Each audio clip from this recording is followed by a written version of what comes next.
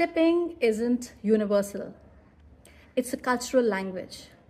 Like in US, like after you pay the bill, about 15 to 20% of the bill you have to pay as a tip, and that too in cash.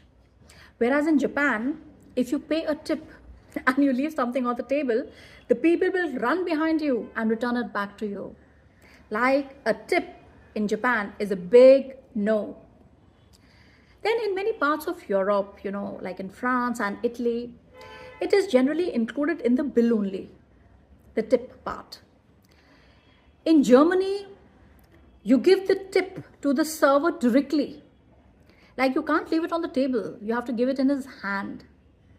And in places like, China, Australia, Bhutan, India, tipping is not a must. It's optional. And it's more about appreciation than an obligation.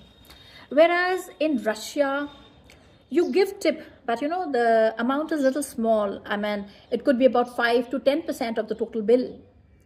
Now, in places like Argentina, tipping is expected. It is expected, but only in cash.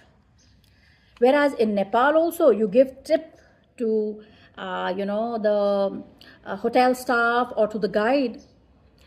In Africa, especially, I'll say South Africa or Kenya, they also have, but there is a standard tipping culture, especially in the restaurants and in the safaris.